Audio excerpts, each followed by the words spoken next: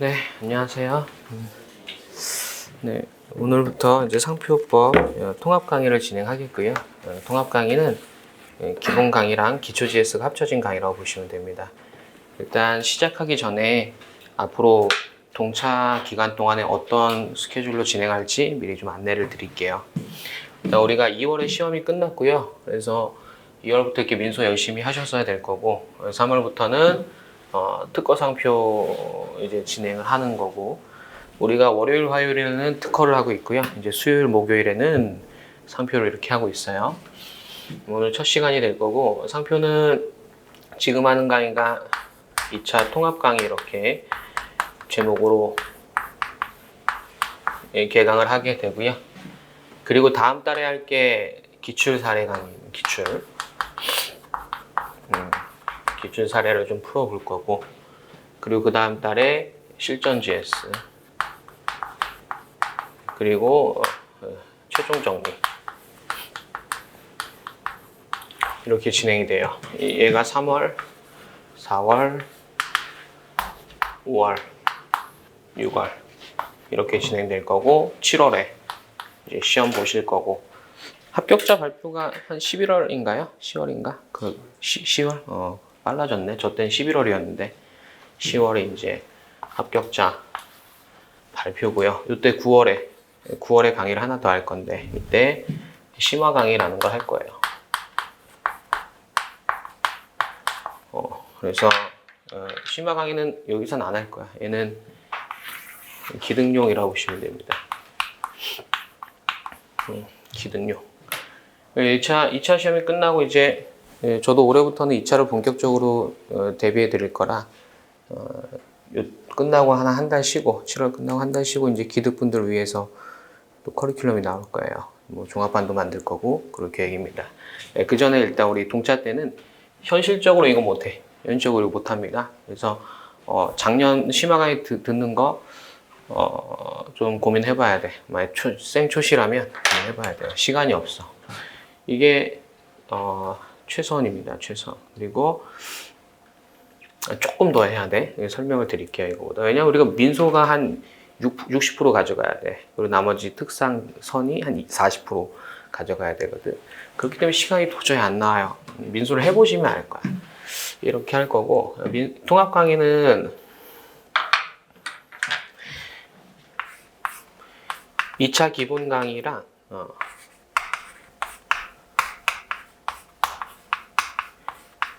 기출 GS가 합쳐져 있다라고 생각하시면 돼요. 이렇게 보시면 되겠고, 기출 사례는 2차 기출 문제를 풀어본다라고 보시면 되겠고, 실전 GS라는 걸 좀 아셔야 되는데, 얘가 실전 모의고사라고 보면 돼요. 우리 변리에서 2차 기출 문제가 4문제가 나와요. 4문제 나오고, 문제 1번, 2번, 3번, 4번 이렇게 구성되어 있고, 문제 1번이 30점, 2번이 20점, 3번이 30점, 4번이 20점에서 총 100점짜리가 되죠. 그래서 얘는 문제 4문제 똑같이 구성이 되고, 문제 푸는 시간, 우리 시험 시간이 2시간이에요. 120분. 120분 동안 문제를 푸시게 됩니다.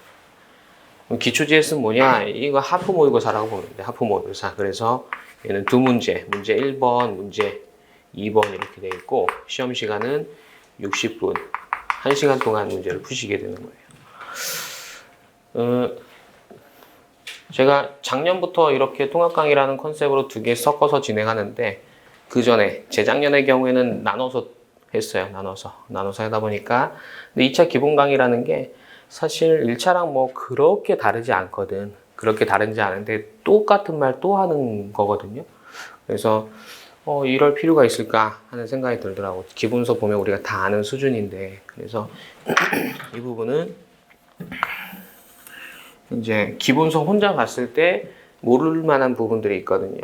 같은 책을 보더라도 1차 시험을 공부하겠다는 목적으로 책을 보는 것과 2차 시험을 공부하겠다는 목적으로 책을 보는 거 완전히 달라. 우리가 수업을 진행해보고 그러면 좀 느끼실 거예요. 그래서 이 관점에서 기본서를 본다라고 보시면 돼요. 그러니까 여러분들이 스스로 알 수 있는 부분들은 제가 간단하게 넘어갈 거고, 스스로 알기 아직은 처음이니까 알기 어렵다라고 하는 부분들은 좀 설명을 드리면서 넘어갈 거고, 기초 GS 라는 건 이 문제 두 문제 풀고 60분 동안 풀고 나서 제가 이거에 대해서 해설을 하고 뿐만 아니라 답안지 작성 방법에 대해서 좀 안내를 드리는 거예요.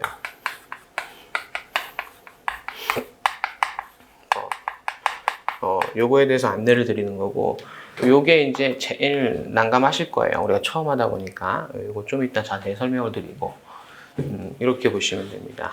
여러분들이 입사에 합격하려면 어느 수준까지 가야 되냐면, 이해하고, 잠깐만. 이거 설명 안 드렸구나. 우리가 여기 이렇게 있죠. 최종 정리라는 건 여러분들 안 들어도 될 것 같아. 앞에서 공부가 잘 됐다면 수강하실 필요 없어요. 이거 왜 열어놨냐면 이제 요구가 있어서 최종 정리 해달라는 요구가 있어서 열어드린 거고. 근데 여기 이제 최종 정리는 1차야 뭐 빠르게 한 바퀴 훑는 느낌이었는데 2차는 빠르게 한 바퀴 훑는다기보다도 중요 논점 위주로 다시 한번 언급을 드리는 거 그런 식으로 할 거예요. 뭔가 선택과 집중해서 그렇게 할 건데 이미 다 했던 거지. 여기 앞에서 다 했던 거기 때문에 가급적 공부가 잘 돼 있으셔서 이거 필요 없는 게 좋겠다라고 말씀을 드립니다. 우리가 통합 강의는 8번 할 거고요. 8번 만날 거야. 그리고 기출 사례도 8번, 실전도 8번, 최종 정리는 2번 이렇게 만나시게 될 거예요. 2번. 통합 강의는 이제 오늘 첫 번째 했죠. 오늘 시험 없고 내일도 시험 없어요. 1회, 2회는 시험 없고 다음 주 수요일부터 시험이 있어요. 수요일부터 시험이 있고 이게 9시 30분에 오세요. 9시 30분에 오셔갖고 10시 30분까지 문제를 푸시면 돼요. 시간 재고 이것도 오늘 끝날 때 내일 끝날 때 조금 더 설명을 드릴게요. 그 다음 주에 또 쓰기가 있으니까 얘는 뭐 아직 시간 안 나왔고 그래서 뭐 이거 꼭 필요하지 않게끔 공부를 잘 하시는 게 좋겠다라는 거고요. 우리가 합격을 하기 위해서는 어느 수준까지 가야 되냐? 당연히 이해는 하셔야지. 이 이해가 1차 이해는 당연히 됐어야 되고요. 더 나아가서 2차 관점에서 그 내용을 바라볼 수 있는 어떤 시각을 가져야 되는 게 있어요. 시각이라는 게 있어. 그게 있어야 되고 두 번째로는 당연히 암기를 해야 돼요. 이제 1차용 암기에서 벗어나야 돼. 1차용 암기는 조문을 암기했단 말이에요. 근데 우리는 이제 조문을 암기하지 않을 거야. 우리 시험장에서 법전을 줄 거거든요. 법전을 줄 거기 때문에 조문을 암기하고 있으면 굉장히 불리해진다라고 보시면 돼요. 여러분들이 암기하셔야 될 건 의치지라든가 판례, 학설 이런 걸 암기해줘야 돼요. 조문에 없는 걸 암기해줘야 돼요. 오픈북이거든, 조문. 그래서 혹시나 우리 만약에 뭐 판례 이런 게 나온 게 아니라 조문 자체에 대해서 물어볼 때도 있어. 예를 들어서 비밀유지 명령에 대해서 서술하시오. 20점. 이렇게 나오면 판례가 있는 건 아니거든. 조문을 찾아서 그럴싸하게 답안을 구성해야 되는 거예요. 여러분들이 조문 공부한다, 2차에서 조문 공부한다라고 하면 법전을 보고 그럴싸하게 답안지에 옮기는 연습을 하는 게 조문 공부예요. 암기하고 있으면 큰일 나는 거야. 그렇게 하지 마시고요. 이 암기 이렇게 갈 거고 이어서 답안 문제를 많이 풀어줘야 돼. 문제 풀이가 돼야 되는데 1차야 뭐 이렇게 오지선다해서 옳고 그름을 택하는 건데 2차에서는 좀 달라. 뭘 해야 되냐면 문제를 보고 내가 답을 할 수 있어야 돼요. 예를 들어서 갑이 상표 등록을 받았다. 을이 등록 상표를 사용하고 있다. 침해냐? 라고 하면 이제 침해다 아니다 이런 게 나오겠죠. 침해 요건이 유상부정제 진소남 이렇게 말씀을 드렸었는데 침해다 또는 침해가 아니다 라고 하는 과정에서 논점이 하나 있을 수도 있고 3개 있을 수도 있어. 그래서 답을 맞추고 더 나아가서 논점도 누락 없이 잡으셔야 됩니다. 우리가 처음에 2차 들어와서 어려운 게 여기예요. 첫 번째는 답을 모르겠고 두 번째는 답을 알아도 논점이 3개인데 뭐 하나 누락한다거나 이러면 좀 타격이 크거든. 답을 맞춰도 논점을 놓치면 이런 문제가 있고 그 다음에 여러분들이 쓰기 연습을 많이 하셔야 돼요. 쓰기 연습을 정말 많이 하셔야 돼요. 선택 과목을 공학 과목으로 하는 게 아니라면 민소, 특허, 상표, 디자인 쓰기 연습은 서로 보완이 돼요. 서로 특허에서 연습했던 게 상표에도 분명히 도움되고 상표에서 연습했던 게 민소에 분명히 도움이 돼. 다 쓰기 연습은 거기서 거기인 거거든. 쓰기가 이제 어느 정도 되고 그래서 이게 핵심이야. 이건 당연히 해줘야 되는 거고 여러분들을 괴롭힐 건 이거예요. 암기. 아무리 이해가 되고도 내가 암기가 안 돼 있으면 깔끔하게 못 나와. 내가 그냥 말로 할 수 있을 정도로 그냥 서술형으로 알고 있는 것과 답안지에 컴팩트하게 깔끔하게 들어가는 거 완전히 다른 문제거든. 근데 합격하려면 이렇게 같은 판례라도 주저리 쓰는 게 아니라 키워드 딱딱 박아가면서 깔끔하게 적어줘야 돼. 그래서 이 암기가 여러분들을 굉장히 많이 괴롭힐 거고요. 그리고 쓰기. 시간이 없어서 쓰기를 많이 못 하거든. 그래서 그나마 이제 좀 써야 되는 게 3월부터 한 6월까지는 계속 써줘야 돼. 계속. 하루에 일주일에 3번, 4번 이렇게 막 써줘야 돼요. 거의 뭐 하루에 한 번씩 쓴다고 보면 돼. 그리고 나서 어느 단계가 하냐면 정제가 돼요. 답안지가 깔끔해져. 처음에는 중구난방이야. 처음에는 답도 틀리고 좀 지나면 답은 맞는데 논점 누락하고 논점 틀리고 막 그러면서 쓰기 연습을 하는 거죠. 그래서 막 중구난방이다가 암기로 이제 고통을 받아. 암기를. 근데 암기를 고통을 받다가 암기도 어느 정도 거의 다 됐어. 그리고 쓰기 연습도 많이 됐어. 그러면 어느 순간 답안지가 정제가 돼요. 깔끔하게. 요 수준 가면 당연히 합격해요. 논란의 소지가 없이 당연히 합격하는 수준이야. 근데 동차분들 제가 요 수준까지 가는 거 못 봤어. 생동차분들도 요 수준까지 가는 거 단 한 번도 못 봤어요. 기득은 돼야 돼. 여러분 여기 언저리까지만 와도 합격한다라는 거야. 언저리까지만 와도. 여기까지 가는 건 기득 때 생각하는 거야. 이거는 답안지를 정말 많이 써봐야 돼. 근데 우리가 동차 때는 현실적으로 쓸 수가 없거든.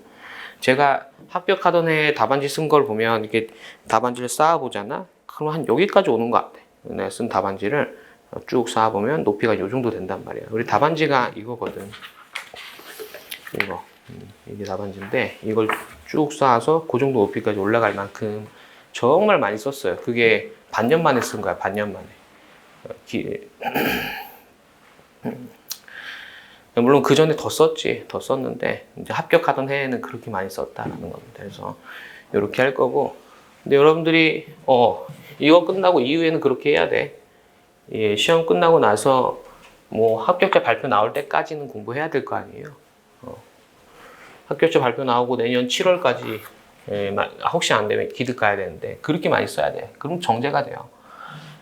그래서 학원들이 요거 끝나고 막 종합반 모아 2차 종합반. 2차 종합반 오신 분들 중에서 이렇게 막 답안지 쓰기 훈련 시키잖아? 그럼 한 2월, 3월 되면 요렇게 돼요. 2월, 3월 되면. 그러면 웬만하면 합격한다라는 거지. 근데 이거는 너무나 우리가 현실적으로 지금 단계에서는 할 수 없고 우리 할 수 있는 건 딱 여기까지 하고 좀 더 해야 돼. 이거 부족해. 이거 부족하고 저랑 이렇게 하면 이거 한 번 할 거니까 4문제씩 8번 그러니까 실전 모의고사 기준 8번 얘는 2문제씩 우리가 3주 만나잖아요. 그러면 6번 만나니까 2 곱하기 6 12문제잖아. 실전 모의고사로 치면 나누기 4 하면 3번 3회예요. 실전 모의고사는. 그럼 분량으로 보면 실전 모의고사 기준 3번, 실전 모의고사 기준 8번이야. 그럼 총 11번이고 10일 이게 연습이 턱없이 부족해. 아셨죠? 그렇기 때문에 적어도 1세트는 더 해줘야 돼. 1세트를 더 해준다라는 게 다른 강사님의 어떤 실전 GS는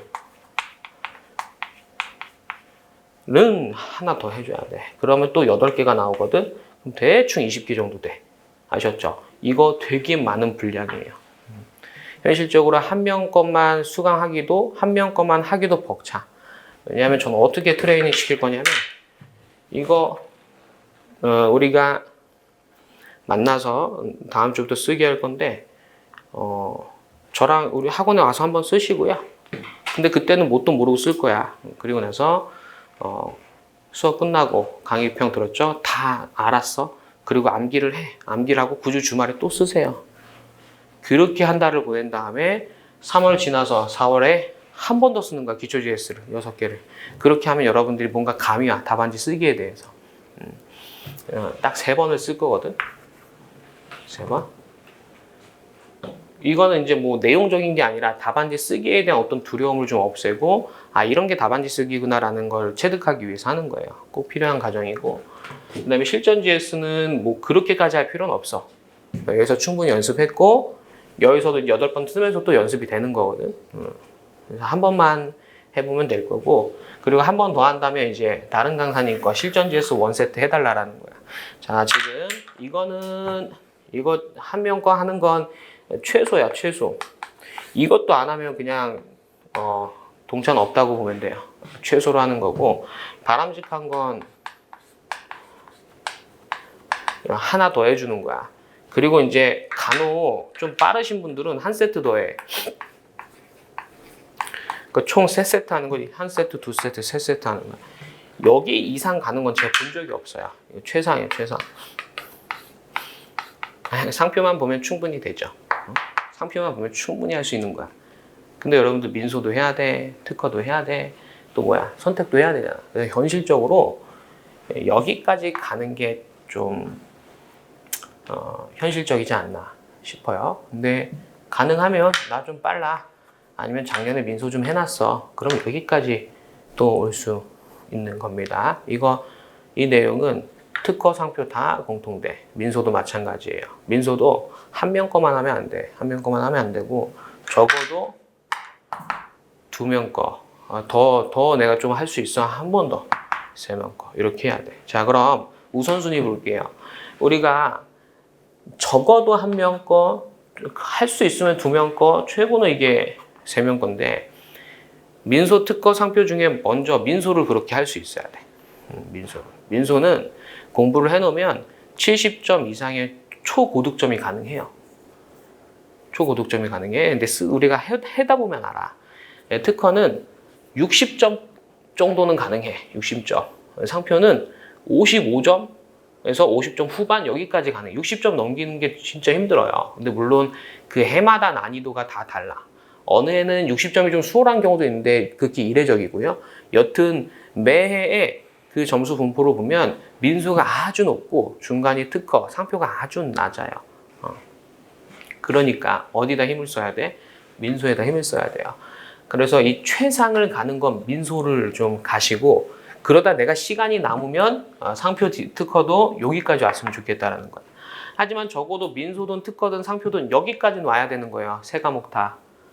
아셨죠?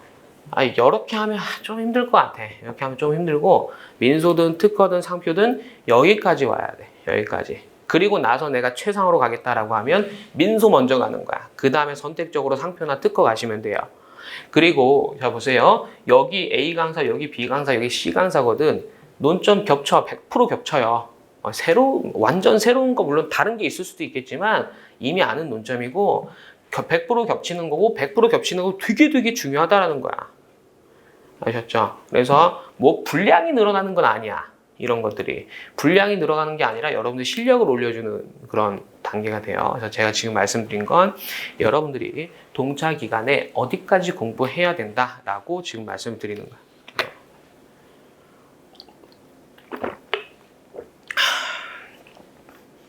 이었죠. 민소 위주 공부가 돼야 돼. 민소 위주. 그리고 기득대 특상 좀 더 하는 거야. 특상도. 동차 때는 어쩔 수 없어. 현실적으로 민소가 너무 양이 많고 어려워서. 많이 양이 많고 어려운 만큼 공부하면 점수가 나오는 효자 과목이긴 해요. 점수가 그냥 공부한 만큼 딱 나와. 특허 상표는 좀 복불복이에요. 네, 민소는 그냥 정해져 있어. 논점 유형이 그냥 너무 그냥 틀에 박힌 채로 이렇게 정해져 있어. 그 이차한 선생님 민소 사례집 한 3번 풀면 웬만한 문제에 대한 답과 논점은 다 맞춰요. 왜냐하면 그 선생님 문제집이 모든 사례를 다 넣어놨거든. 모든 사례를 다 넣어놔서 그렇습니다. 이렇게 한다. 잘 전달되었죠? 민소를 이렇게 해야 돼. 민소를. 다시 민소 특허 상표 다 여기까지 놔야 돼. 여기까지는. 근데 민소를 먼저 여기까지 끌고 최상으로 끌고 오고, 그게 내가 여유돼. 그럼 특허 상표 중에서 하나라도 더 최상으로 끌고 오고, 이렇게 보셔야 되겠습니다. 여기까지 해도 절대 정제 수준까지 못 가. 여기 언저리에서 이제 끝나서 합격을 하는 거예요. 근데 합격할 수 있다니까. 여기서 생동차 나오는 거예요. 생동차. 우리 변리사 시험이 타 시험보다 생동차가 조금 더 많은 것 같아. 조금 더. 그렇다고 뭐 2차 시험이 쉽다라는 건 아니야. 과목이 적어, 과목이. 난이도는 높은데 과목이 적으니까 그나마 좀 가능한 희망적인 얘기를 하는 거예요. 우리가 생동차 할 수 있다. 그리고 매년 뭐 보면 항상 생동차 합격했다 이렇게 연락이 와요. 근데 제가 연락 받는 어떤 인원수를 보면 그럼 제가 모르는 동차들은 더 많지 않을까 이렇게 생각을 해보거든. 비율적으로 보면. 그러니까 뭐 우리가 학원가에서 굉장히 안 좋은 게 뭐냐면 동차는 원래 안 돼. 이런 분위기가 있거든. 그래서 우리가 3월에는 또는 2월에는 이제 야심차게 이제 준비를 해. 그러다가 옆에 친구도 생겨. 근데 원래 동차 안 돼. 동차 원래 안 돼. 이 얘기를 계속 듣는단 말이야. 그러면 그게 그렇게 되는 거야. 동차 안 돼가 되는 거야. 그게 아니라 나는 할 수 있다 이렇게 가주셨으면 좋겠어요. 자, 말씀드린 게 잘 전달됐길 바랍니다. 뭘 해야 되는지, 어디까지 해야 되는지를 잘 전달이 됐길 바라고요.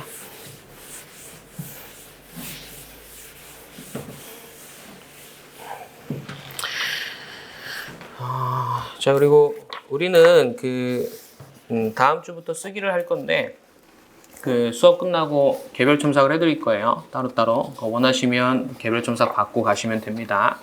근데 제가 오후에 수업이 있어서 오후 또 2시부터 수업이 있어요. 그래서 우리가 1시에 수업이 끝나고 2시까지 제가 이제 잠깐 쉬는 시간이 되는데 그때 저도 뭐 식사도 하고 그런 게 있어서 지금 1교시 끝나고 몇 분 더 오실 거거든요. 1교시 내용이 특허 내용이랑 똑같아하고 제가 2교시 때 오라고 말씀을 드렸어. 나머지 분들한테. 그래서 그러니까 뭐 많이 봐주면 그러니까 점심시간에 봐줄 수 있는 인원이 아마 한 맥스 2명 정도밖에 안 될 것 같고 그러고 나서 제가 저녁에 수업 끝나고 5시 반부터 혹시 학원에 계시면 또 추가로 봐드릴 수 있으니까 그렇게 해서 같이 보는 웬만하면 같이 1대1 첨삭하고 그러시는 게 도움이 되실 겁니다. 왜냐하면 자기가 어떻게 썼는지 잘 몰라요. 잘 모르고 뭐랄까 첨삭으로 전달드릴 수 있는 데에는 한계가 있어. 내가 첨삭으로 좀 해주고 싶어도 팔이 아파서 못 하는 거야. 너무 길어지니까. 이게 타자로 치면 금방금방 하는데 이걸로 해야 되잖아. 그러니까 좀 안 돼요. 그래서 구두로 이렇게 빨리빨리 바로바로 설명을 드릴 테니까 그렇게 해서 한번 해봅시다. 어제 우리 특허 시간에도 말씀을 드렸는데 제가 개별 첨삭을 언제까지 할 수 있을지 모르겠어. 개별 첨삭은 올해는 할 수 있을 것 같고 근데 내년에 못 할 수도 있으니까 올해 합격하고 빨리 털고 나갑시다. 내년에는 이제 사람이 많아질 거거든. 지금 사람이 조금밖에 없으니까 개별 첨삭할 수 있는 거예요. 자, 그리고 이제 뭐 볼 거냐면 답안지 볼게요. 답안지 구경을 좀 해야 돼. 이게 우리 답안지예요. 답안지. 지금 노란색 답안지를 드렸는데 우리 실제 시험장에 가면 알록달록해요. 더 색깔이. 하얀색도 있고 하늘색도 있고 분홍색도 있고 뭐 이상한 좀 누리끼리한 색도 있었던 것 같아.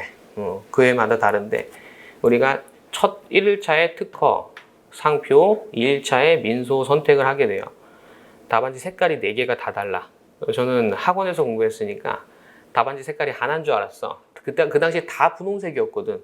근데 시험장 가서 놀랐어요. 파란색도 있고 노란색도 있고 그래갖고 좀 놀랐어. 답안지 표지 보세요. 표지.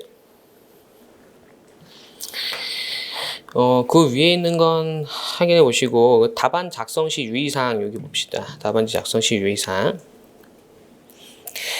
답안지는 표지, 연습지, 답안 내지로 구성되어 있으며 라고 되어 있네요. 그리고 두 번째 줄에 뭐 연습지를 포함해서 1매라도 분리하거나 훼손하면 안 된다 이렇게 되어 있고 이거 이렇게 하는 이유가 분리하고 훼손했을 때 이거 채점자로 하여금 나를 인식시킬 수 있거든. 그래서 부정행위가 될 수 있어요. 그렇기 때문에 빵점 처리돼요. 조심해야 되고 그리고 채점사항의 답안에 1번에 검은색 필기구만 이렇게 되어 있죠. 검은색 필기구. 연필 뭐 지워지는 거 이런 거 안 된다 이렇게 돼 있고. 근데 이게 매년 좀 다른 것 같아. 검은색 필기구만 허용하는 경우도 있고 검은색, 청색 다 허용하는 경우도 있었어요. 청색. 저 때는 청색 허용해서 청색으로 썼던 것 같은데 연습도 청색으로 하고. 이걸 시험장에서 꼭 확인을 해보세요. 시험장에서 뭐 검은색인지 검은색, 청색인지 꼭 확인해 보시고. 근데 뭐 검은색은 항상 들어가니까 연습할 때 검은색으로 하시면 뭐 무리 없겠죠. 자, 그리고 2번 뭐 당연한 거니까 한번 읽어보시고.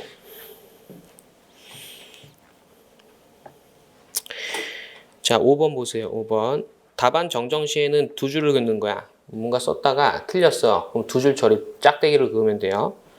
다시 기재하거나 수정 테이프 사용이 가능한데 이거 사용하시는 분 한 분도 못 봤고 시간 오래 걸리니까 그냥 두 줄 쭉쭉 하고 가는 걸 권해드리고요. 그 6번. 문항 전체 삭제할 때 그럼 그냥 X 표시하면 돼. X 표시. 이렇게 두 줄 짝짝 그은 부분과 X 표시한 부분은 채점자가 쳐다도 안 보거든. 그렇기 때문에 그 안에 있는 내용 때문에 너무 신경 쓸 필요 없어요. 숨기고 막 그럴 필요가 없어. 그리고 일반사항 보세요. 일반사항. 1번 봅니다. 답안 작성 시 문제 번호 순서에 관계없이 답안을 작성해도 되나? 그러니까 문제 번호가 문제 1번, 문제 2번, 문제 3번, 문제 4번이 있잖아. 보통은 순서대로 풀거든. 그리고 합격하려면 순서대로 푸는 게 맞아요. 내가 순서를 거꾸로 해서 푼다라는 건 뭔 말이냐면 문제 1번 읽었는데 모르겠는 거야. 그래서 이제 거꾸로 푸는 거거든. 좀 뒤죽박죽. 그건 좋지 못해요. 하지만 뭐 어쩔 수 없으면 순서 바꿔도 된다라는 겁니다. 하지만 조심할 게 문제 1번, 문제 2번, 문제 3번, 문제 4번 이렇게 순서를 바꿔서 해도 좋은데 조심할 건 문제 1번 안에 또 소설문이 나눠져 있는 경우가 있어. 문제 1번 안에 설문 1, 설문 2, 설문 3 이런 식으로 나눠진 경우가 있단 말이야. 거기까지 뒤죽박죽하면 안 되는 거야.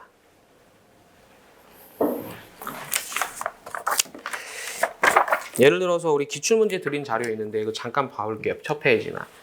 첫 페이지 보시면 문제 1 이렇게 있죠. 문제 1. 문제 1 이렇게 있고 그 아래 하단에 양가로 1번, 양가로 2번 해갖고 문제 1이 안에 문제 두 개가 더 들어있어. 이 양가로 1번의 문제와 양가로 2번의 문제까지 뒤죽박죽하면 안 돼요. 요거는 그냥 순서대로 해줘야 돼. 아셨죠? 문제 1번과 문제 2번을 섞을 수는 있어. 하지만 문제 1번 안에 있는 소설문에 대한 번호까지 섞을 수는 없는 거예요. 그거 조심하고. 네, 다시 표지로 돌아오셔서 답안지 표지. 2번. 각 문제의 답안 작성이 끝나면 바로 옆에 끝이라고 써야 돼. 끝. 그리고 최종 답안 작성이 끝나면 줄을 바꿔, 즉 행을 바꾸어서 중앙에 이하 여백이라고 쓰는 거야. 이하 여백이라고 쓴 부분 이하는 보지도 않아요. 그렇죠? 그래서 끝을 몇 번 쓰는 거야, 그럼? 끝을 4번 쓰는 거야, 4번. 문제 1 하고 다 풀고 끝. 근데 문제 1 하고 다 풀고 끝이라는 건 소설문까지 다 풀고 끝 하는 거예요. 문제 2 다 풀고 끝, 문제 3 다 풀고 끝, 문제 4 다 풀고 끝, 그리고 한 줄 바꿔서 이하 여백 이렇게 하는 겁니다. 지금 구두로 설명드리고 이제 다음 주에 실제로 해보면 제가 그 답안도 드릴 거거든요. 강사 답안 보시면 뭐 어렵지 않게 될 거고요. 자, 그리고 4번 답안지가 부족할 경우 추가로 지급합니다. 그리고 이 경우 먼저 작성한 답안지에 16쪽 우측 하단 이랬는데 이거 20쪽이에요. 20쪽. 16쪽이 아니라 바뀌었어. 20쪽 우측 하단에 어떤 빈 공간이 있거든. 거기에 계속이라고 쓰면 돼. 계속. 20쪽 가볼게요. 제일 끝에 있습니다.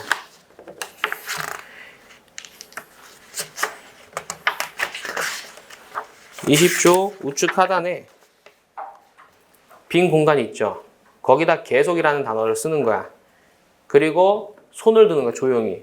저기요 이러지 말고 그냥 손만 조용히 들어. 그럼 감독관이 봐요. 감독관이 와. 그러면 시험 답안지 하나 더 주세요 하면 답안지를 하나 더 줘. 그 다음에 여러분들이 할 게 뭐냐면 다시 앞쪽으로 오세요. 다시 앞쪽으로 오셔서 답안지 우측 상단 보세요. 우측 상단.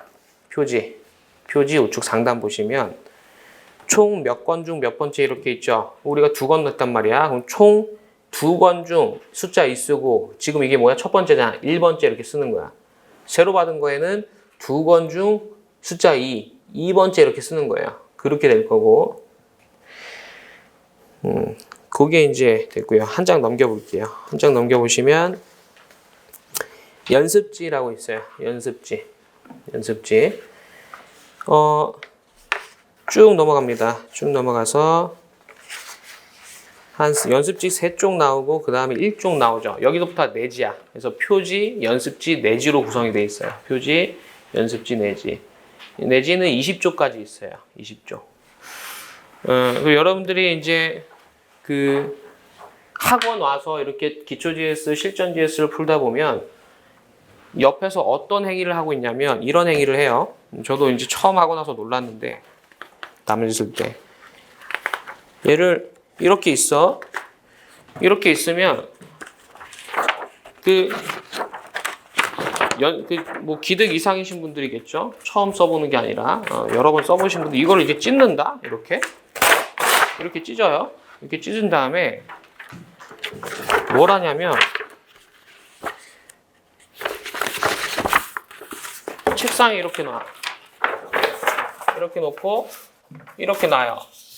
이렇게 놓고 뭘 하냐면 이제 문제지 줬을 거 아니야 학원에서. 문제 보고 여기다 그림을 그려. 연습지에다 그림을 그린 다음에 이 그림을 보고 여기다 답안지를 적는 거예요. 그렇게 할 거고 여러분도 아마 그렇게 하실 거예요.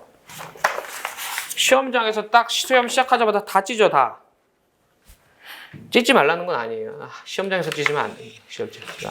학원에서 찢어도 되는데 그 버릇이 시험장에서 찢고 있으면 그냥 바로 0점. 조심해야 돼. 그리고 시험장에선 또 찢을 이유가 없어. 찢을 이유가 없는 게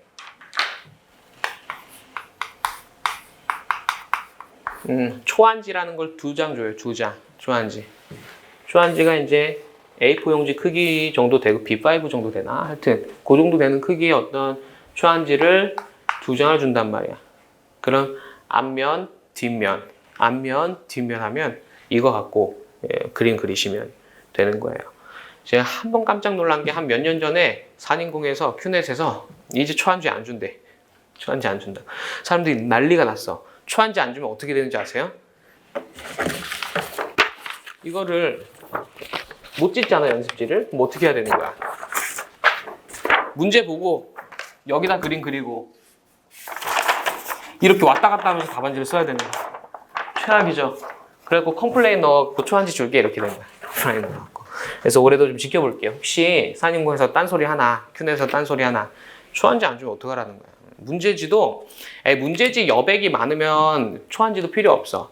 근데 문제가 되게 빽빽한 경우도 있거든. 그러면 초안지 없으면 그리기 힘들어요. 특히 특허 상표는 타임테이블을 그려줘야 되거든. 등장인물도 많고.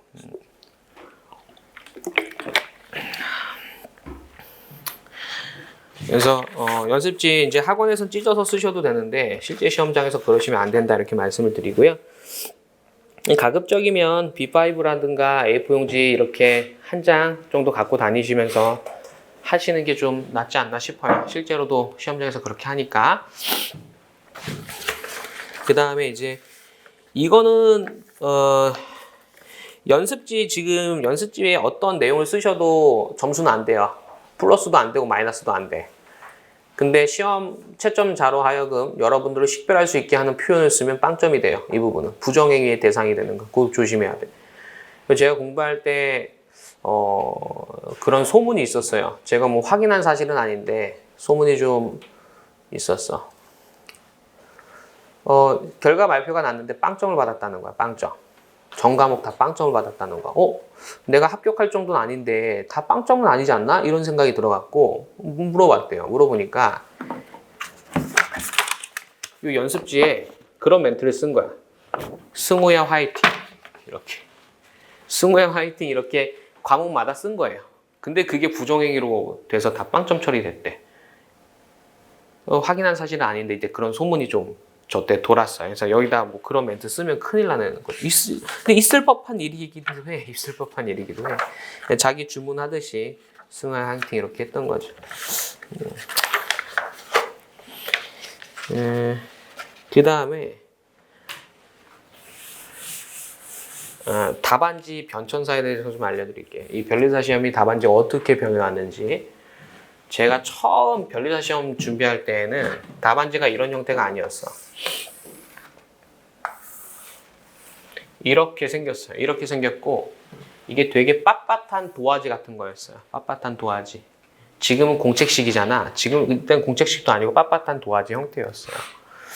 여기에 이제 줄이 익혀 있는데 현재 답안지 줄보다 훨씬 간격이 작았어. 한 70% 정도의 간격이 작았고, 그리고 얘는 앞면 있고 뒷면 있고 한 장 더 줬나 잘 기억이 안 나네. 여튼 이렇게 생겼는데 시험 시간은 똑같이 120분이었는데 답안지는 이제 추가 제공이 안 됐어. 추가 제공이 안 됐어. 지금은 아까 보셨듯이 손 들면 준단 말이야. 이때 추가 제공이 안 됐어. 그러다 보니까 어떤 것도 전략이었냐면 출제자가 물어본 거 위주로 해서 점수가 되는 거 위주로 써줘야 돼. 왜냐하면 내가 문제 1번, 2번, 3번, 4번을 이 제한된 지면 안에서 적어야 되거든. 내가 막 답안지 줬다가 더 이상 쓸 공간이 없어. 그럼 못 적는 거야. 더. 근데 이때 시험이 참 재밌었거든. 이게 좀 어떠면 저는 진정한 면에서 어떤 시험이 되지 않나, 더 난이도가 좋지 않나라는 생각이 들어요.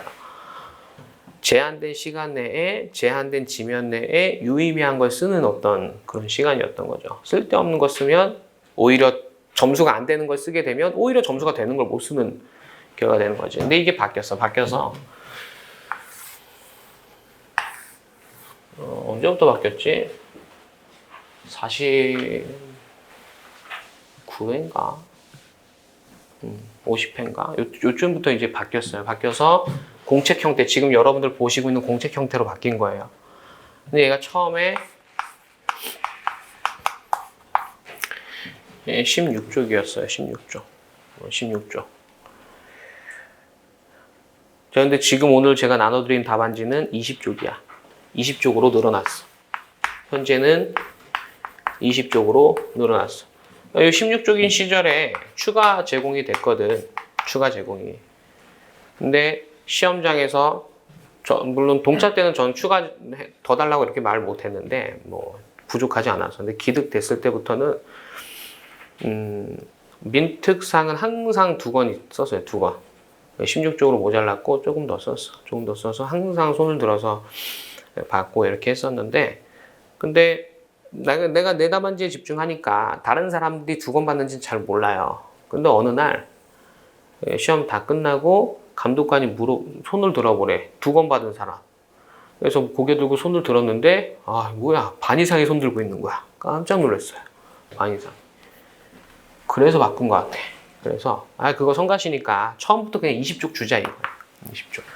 그래서 아마 지금부터는 2권 이상 쓰시는 분은 많지 않을 걸로 보여져요. 2권 쓴다 해서 뭐 16, 32쪽 쓰는 게 아니라 18쪽, 뭐 19쪽 요 정도 쓰는 거거든. 근데 아예 넉넉하게 20쪽으로 준 거야. 이게 왜 중요하냐면 우리가 100점짜리 문제거든요.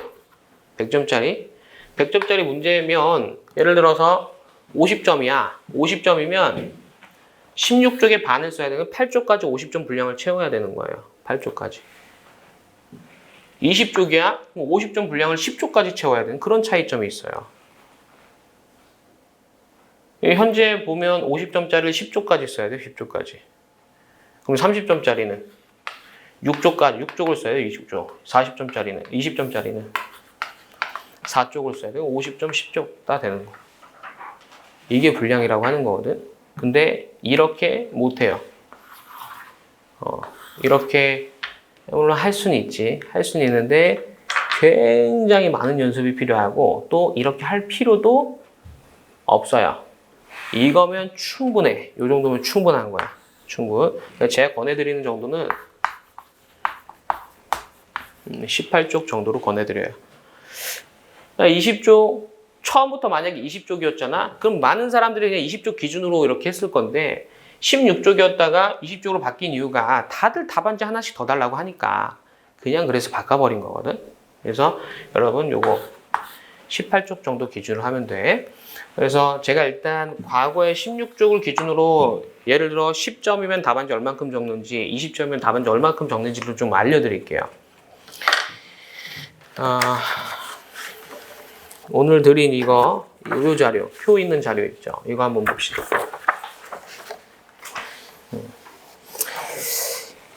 상표법 2차 통합 강의 1회 이렇게 있고 1번의 문제 유형 그 표는 잠깐 넘어가고요. 2번의 답안지 분량 볼게요. 답안지 분량 1번 문제당 답안지 분량 문제 1, 2, 3, 4가 배점이 30점, 20점, 30점, 20점이에요. 이 배점이 답안지 분량의 기준이 되는 겁니다. 자, 16쪽 기준으로 말씀을 드리면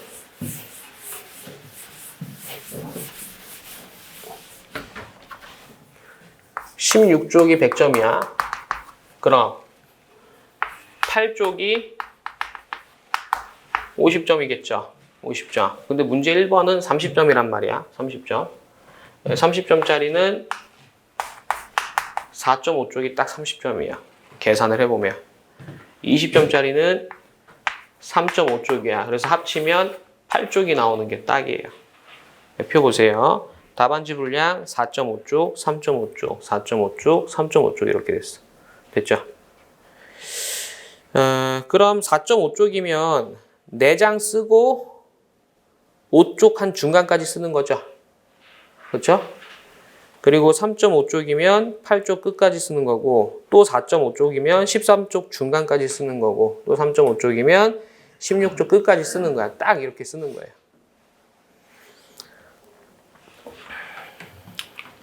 자, 그럼 20쪽이면 18쪽이면 20쪽 할까? 20쪽이면 8쪽이 10쪽이 50점이죠. 10쪽이 50점. 계산해보면 30점짜리는 6쪽까지 써야 돼. 그리고 20점짜리는 4쪽. 합쳐서 이제 10쪽이 나오는 구조란 말이야. 이거는 너무 많고요. 처음에 연습하기에. 18쪽 기준으로 하세요. 그래서 9쪽이 50점. 이렇게 말씀드려요. 9쪽. 그럼 얘가 5쪽까지 쓰면 되고 얘가 4쪽까지 쓰면 됩니다. 그래서 나왔어. 여러분 30점짜리는 미니멈 4쪽. 적어도 4.5는 채우는 거야. 최소 수치가 4.5야. 그리고 여기 있다. 이거 아니구나. 5쪽이 이제 바람직하게는 5쪽까지 채우면 돼. 이렇게. 그러니까 적어도 4.5쪽 이상은 써야 돼요. 바람직하게는 5쪽까지 쓰면 되고 20점짜리는 적어도 3.5쪽은 쓰는 거야. 바람직하게는 4쪽 쓰는 거야. 4쪽. 그러니까 우리 1쪽이 있으면 0.5쪽 더 쓰는 거죠. 반 페이지만 더 쓰면 돼. 반 페이지만.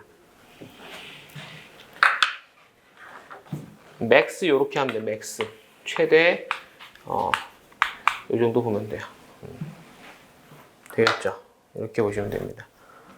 이렇게 하시면 됩니다. 그래서 분량보다 4.5가 미니멈, 이제 최대 바람직하게 5쪽 이 정도 보시면 돼요. 그러니까 이거 기준으로 연습을 하시되 적어도 이거는 넘어야 된다라는 겁니다. 배점이 여러분들 분량의 기준이 돼야 돼요. 처음 공부할 때, 처음 답안지 쓸 때는.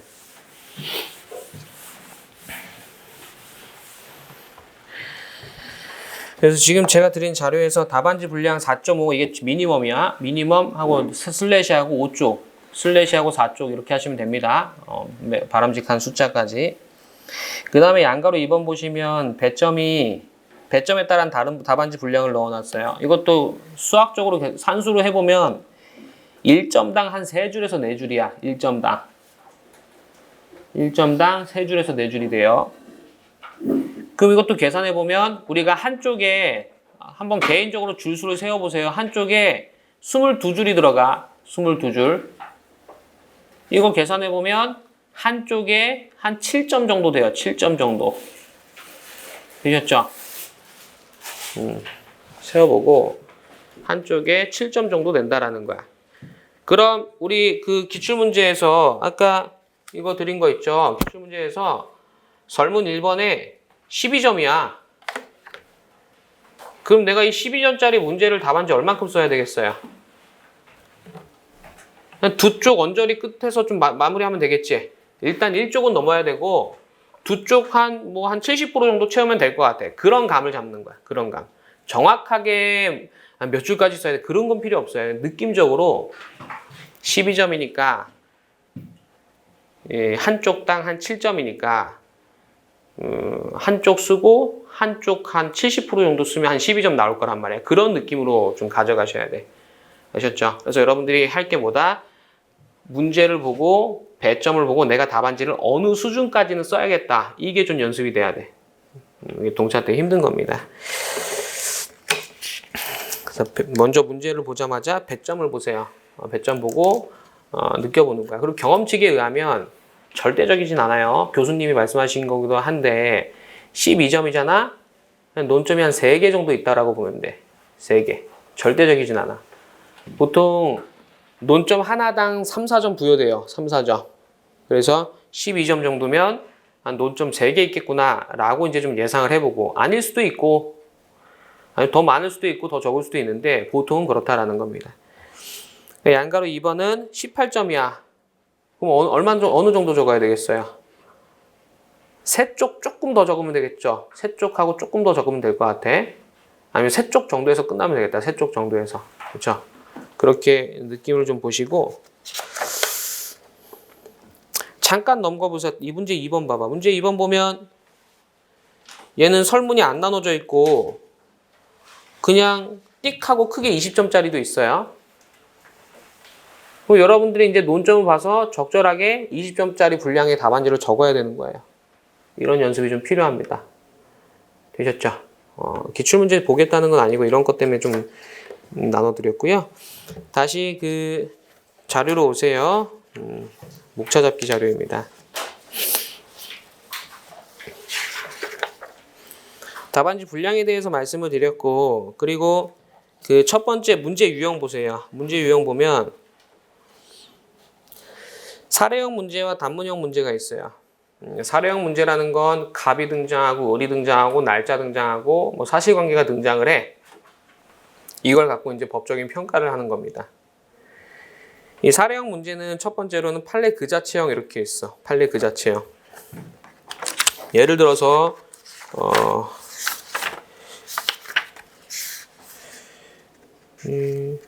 56회 가보세요. 이게 하단 문제 기출문제 하단 보면 몇 회인지 나오거든요.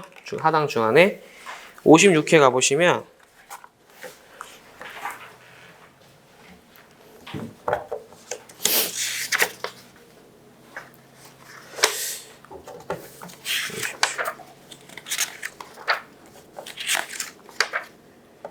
아 56회 여러분들이 좀 모를 수 있겠다. 57회 가보세요. 57회 문제 2번 보세요. 문제 2번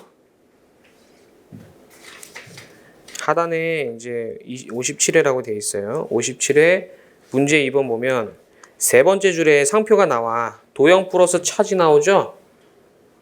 차지 나오라는 상표야. 상표 사실관계를 그냥 그대로 때려 박은 다음에 문제로 만든 거예요.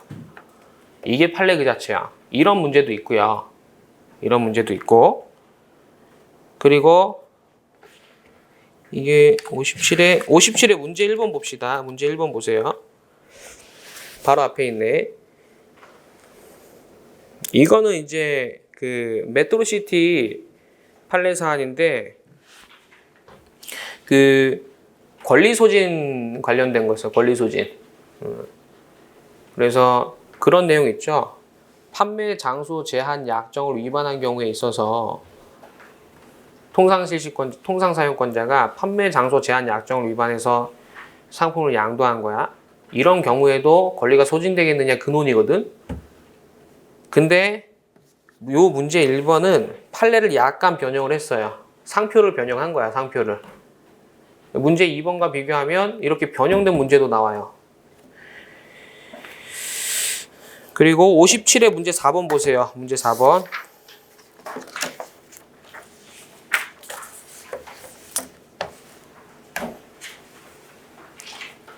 문제 4번은 판례는 아니에요. 판례는 아니고 그냥 출제자가 창작해서 만든 거야. 스스로 창작해서. 이렇게 이제 사례 문제가 구성이 돼.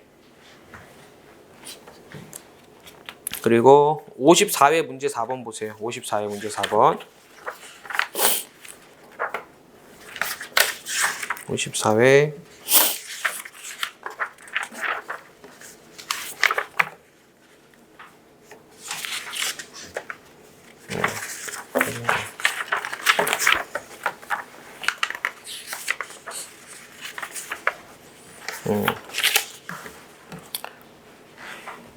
54의 문제 4번 보시면 빠르게 한번 볼게요. 목수 갑은 주문받은 사양 그대로만 가구 등을 제조해 왔으나 최근 자신만의 독창적인 기술을 디자인 능력을 확신하고 자신의 제품인 명품임을 강조하기 위해서 저명한 자동차 브랜드 MGM 벤츠의 고급 이미지를 차용하여 의자에는 MGM 벤츠라는 표장, 편안하다는 점을 강조하기 위해서 침대에는 자미와 침대, 이런 표정 보신 적 있으세요? 없죠? 이런 표장 없어. 그렇죠? 그래서 창작해서 만들어낸 거야. 근데 위에 첫 번째 문단에 그런 사실관계가 있긴 한데 두 번째 문단 보세요. 두 번째 문단. 문제 푸는 건 아니야 지금. 이와 관련하여 갑은 귀하에게 권리범위항의 심판 현실적 효용 가능성과의 한계, 무효 사유가 명백한 경우에 권리범위항의 심판 청구 실익이 있는지에 대해서 대법원 입장에 대해서 자문을 구하고 있다. 귀하의 답변은 서술하죠. 마치 사례 문제처럼 내놨는데 현실적으로 그냥 단문 문제예요. 이런 걸 단문 문제라 그래. 그냥 결국은 권범심의 현실적 효용성과 한계. 두 번째로는 무효사가 명백한 경우에서 대법원의 입장. 이걸 그냥 대놓고 물어본 거거든. 이런 걸 단문 문제라 그래요. 그럼 다시 자료로 오시면 기출문제 빼고 문제 유형 보시면 사례형 문제가 판례 그 자체형, 변형형, 창작형이 있고 단문형 문제가 있어요. 비중을 보면 사례형 문제가 훨씬 많아. 훨씬. 근데 단문형 문제도 분명히 출제되고 있고 그렇기 때문에 대비는 돼야 됩니다. 단문형 문제를 대비하는 방법은 기본서에 충실하는 거예요. 기본서 충실해서 잘 암기해서 발라주셔야 되겠고, 사례형 문제는 판례 그 자체형, 판례 변형형, 창작형 이렇게 있어요. 근데 주로 변형에서 나와. 변형에서. 창작형도 그리고 이제 판례 그 자체형도 좀 있고요. 그래서 판례를 아주 잘 알아야 된다 이 얘기를 하고 싶은 거야. 판례 사실관계를 아주 잘 알아야 변형된 문제도 해결할 수 있게 됩니다. 우리가 이런 시험을 보고 있다라고 좀 아셔야 되겠고, 다음 페이지 보시면 3번에 번호 따기라고 있어요. 번호 따기. 목차를 좀 잡아야 되거든. 목차. 우리가 답안지 쓸 때 목차가 굉장히 중요해요. 목차. 그 이유가 여러분들 답안지 채점하는 시스템을 좀 안내를 드릴게. 답안지 채점을 어떻게 하게 되냐면 여러분들이 답안지를 적으면 문제가 4개가 되겠지. 문제 4개가 돼요. 그 문제 1, 문제 2, 문제 3, 문제 4 이렇게 있어. 그럼 이걸 쪼개. 이걸 쪼개서 이 부분은 다른 교수가 심사해요. 채점해줘. 교수님 A, 교수님 B, 교수님 C가 이걸 채점하고 얘는 D, E, F가 채점을 한단 말이야. 물론 뭐 보통 이렇게 하는데 뭐 바뀔 수도 있겠지만 여튼 기본적인 시스템이 이래. 그러면 이거 어떻게 3명이 채점하냐? 여러분들의 문제를 그 공무원들이 복사를 해. 복사를 해서 얘한테 주고 이거는 또 얘한테 줘요. 여러분들의 문제 1과 문제 2를 A 교수도 채점하고 B 교수도 채점하고 C 교수도 채점을 하는 거야. 그 다음에 얘가 점수를 주는 거죠. 문제 1번 몇 점, 문제 2번 몇 점. 얘도 점수를 주는 거야. 근데 예를 들어서 얘랑 점수는 비슷해. 근데 얘가 유난히 높거나 유난히 낮아. 그럼 공무원이 얘 불러. 죄송한데 이거 좀 왜 그런가요? 이렇게 불러. 그래서 좀 어느 정도 조율이 될 수 있게 하는 거야. 내고 그리고 이제 평균적인 점수로 여러분들 점수가 되는 거거든. 최대한 객관화를 위해서. 제가 이 교수님을 개인적으로 잘 알고 있거든. 채점하시는 교수님. 채점하는데 얼마나 걸리세요? 항상 궁금했어. 채점하면서 얼마나 걸리세요? 하니까 5분. 이 문제 2개를 5분 만에 채점한대. 우리가 미니멈 8쪽까지 쓰거든? 그걸 5분 만에 채점한대. 라는 건 절대 처음부터 끝까지 정독 못해요. 전 채점을 해봐서 알잖아. 절대 정독 못해. 어떻게 보는 거야? 훑어보는 거야.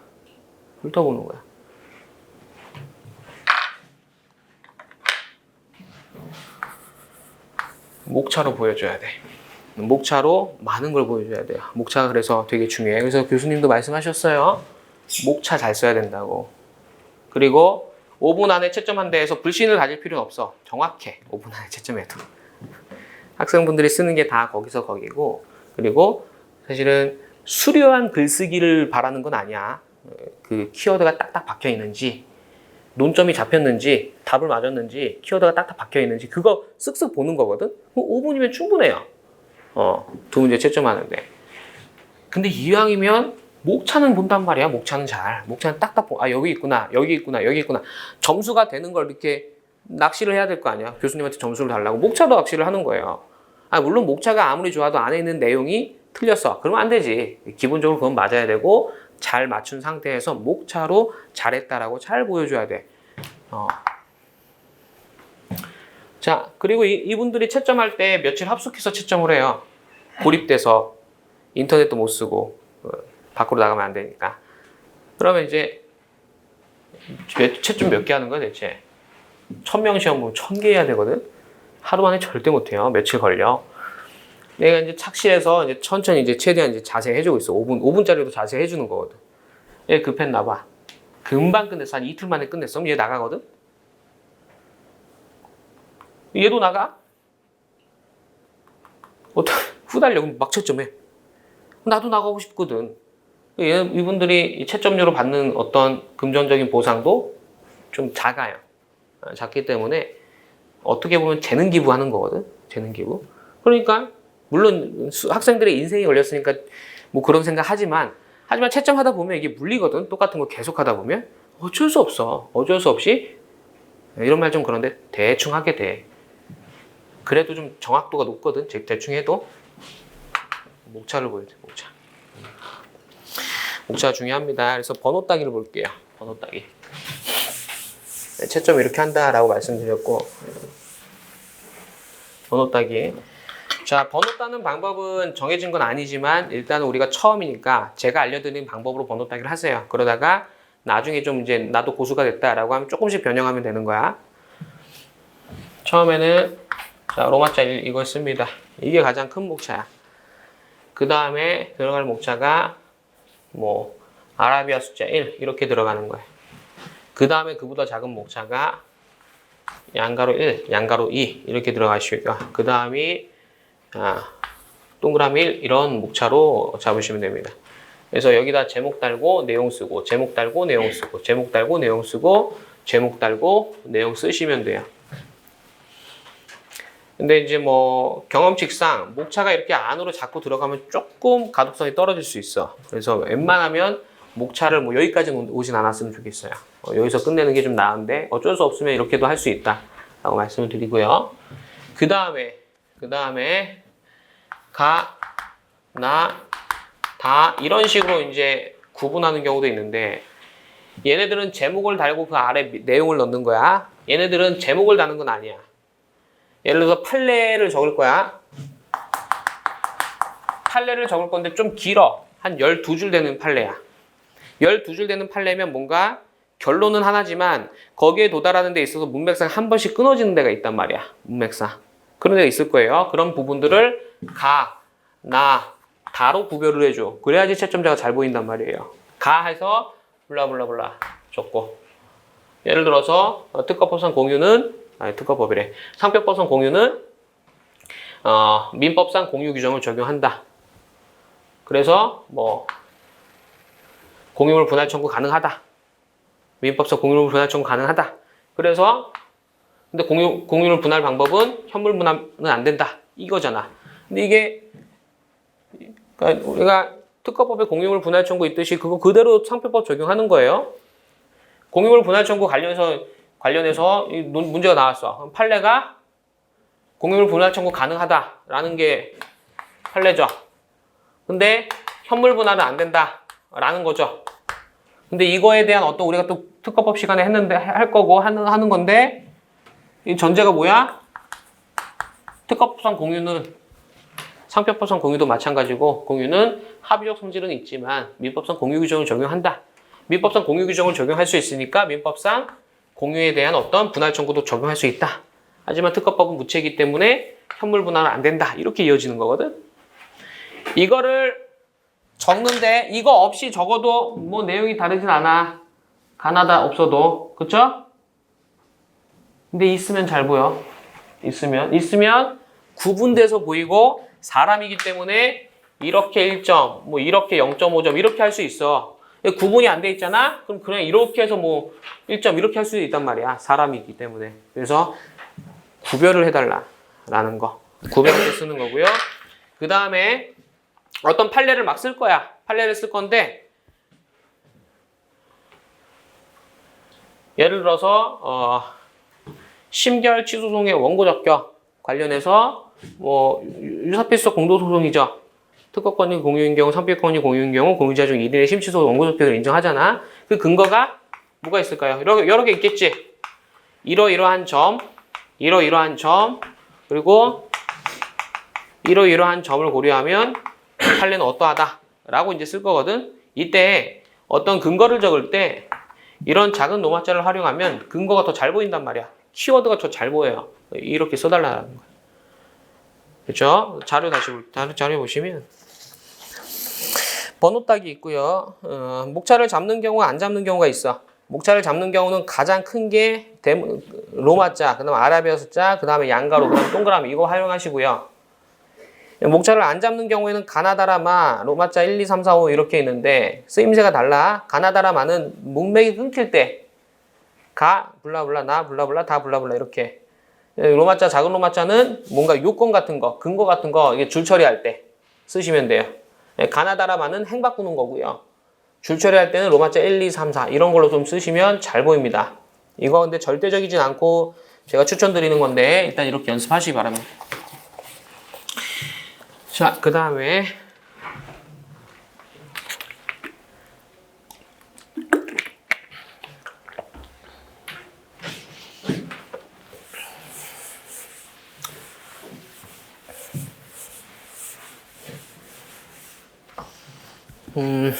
답안 구조 예시 보세요. 기본형이라고 있어. 기본형. 기본형은 1번이 문제의 소재, 2번이 법리, 3번이 사안의 해결 이렇게 돼. 기본형이 1번이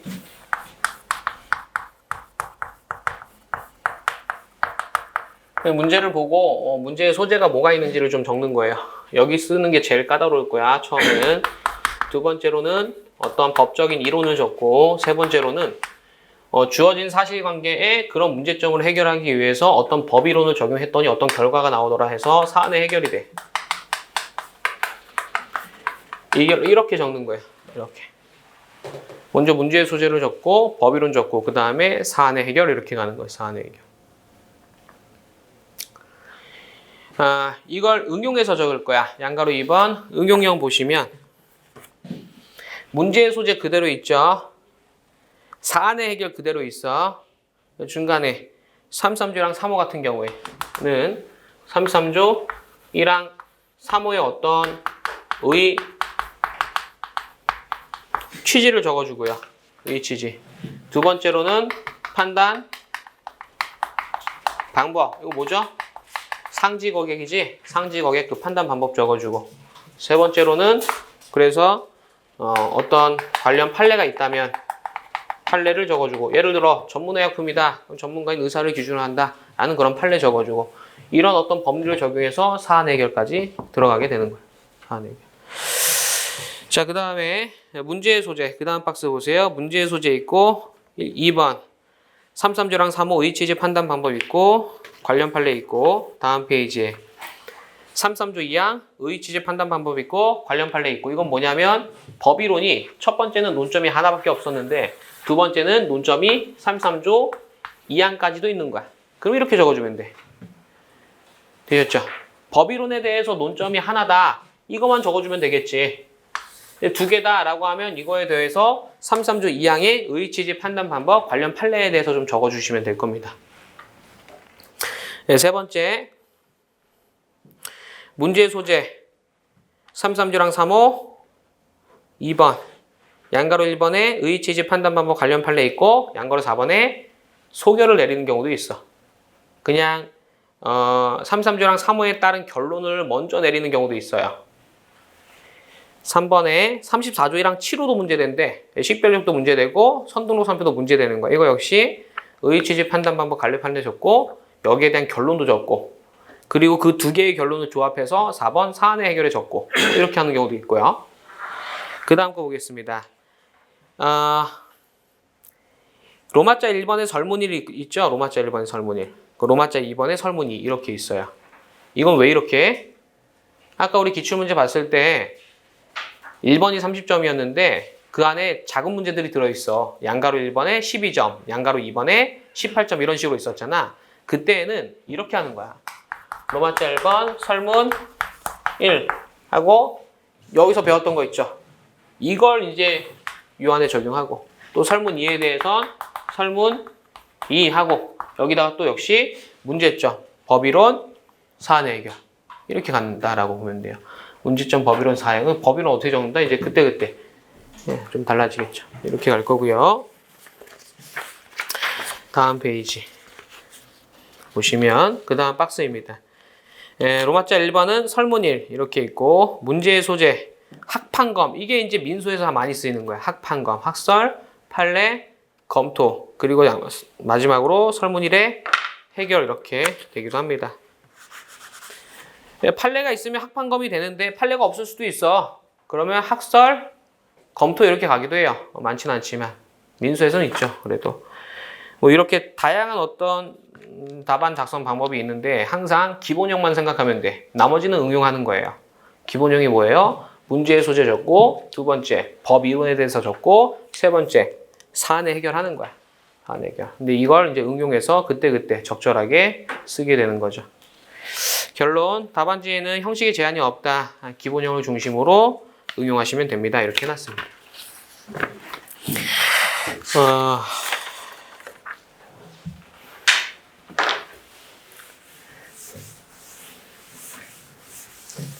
고요. 이건 뭐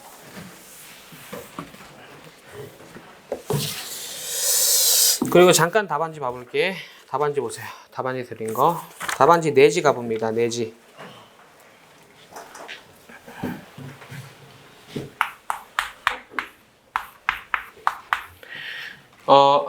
지금 내지의 그 왼쪽 면을 보면 줄이 하나 그어져 있어. 줄이. 보이세요? 줄이 하나 그어져 있죠.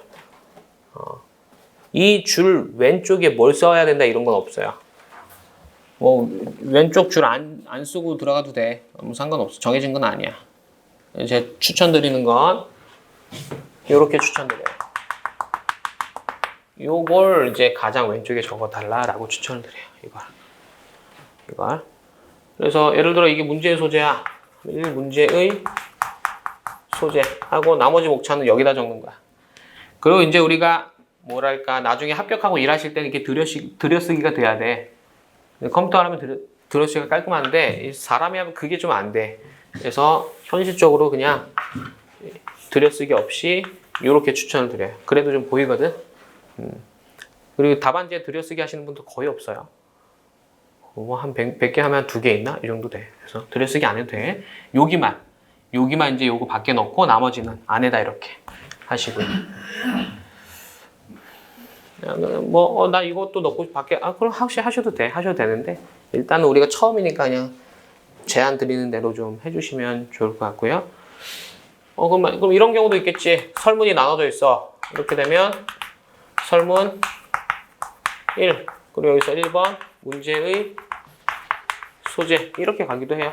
이렇게. 이해되시죠? 로마자만 밖으로 빼달라라는 거고요. 그리고 아까 우리가 답안지 표지에서 어떤 내용을 봤었냐면 답안지에 어떤 내용을 문제를 풀 때 문제를 요약해서 답안지에 적으라 그래.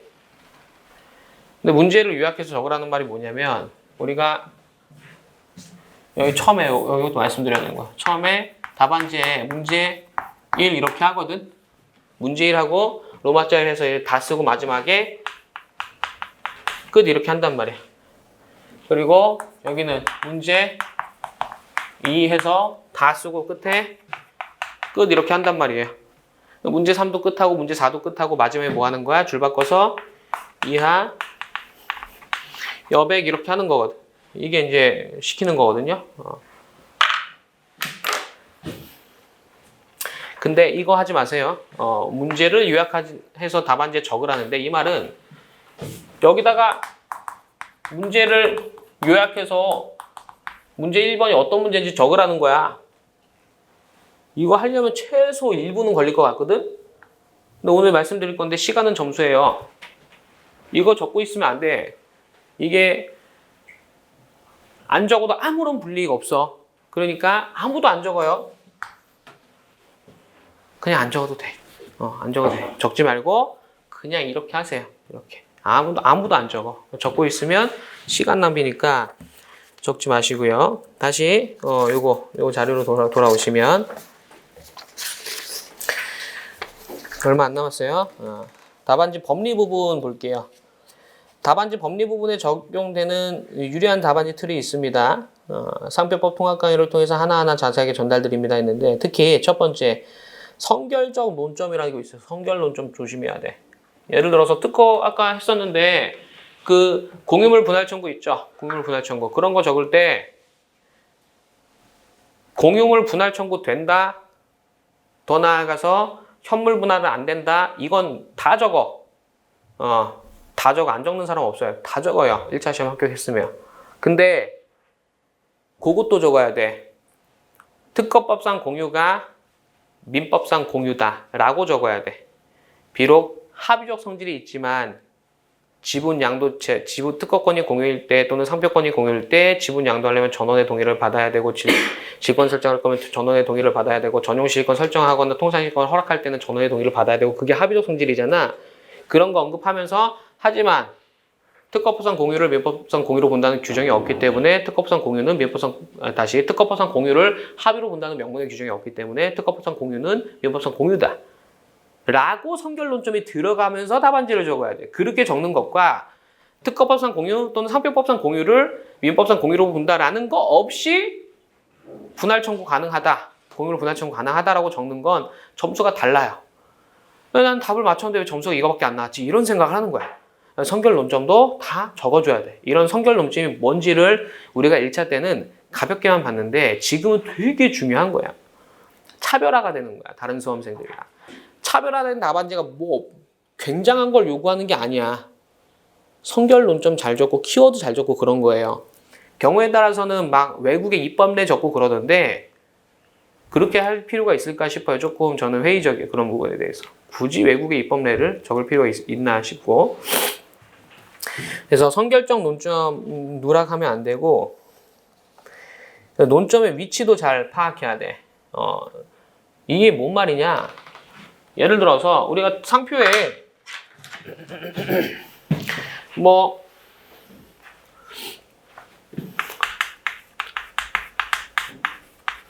HS 하이박스 사안 아시죠? 이거 불사행치료 심판 청구했는데 상표권자가 광고했는데 광고지 보니까 등록 상표 표시됐는데 상품이 없는 거야. 그러면 2조이랑 11호 다목의 광고 행위가 아니죠. 이 판례가 불사행치료 심판에서 도대체 논점이 어디에 위치했는가 이거거든. 그게 잘 보여줘야 돼.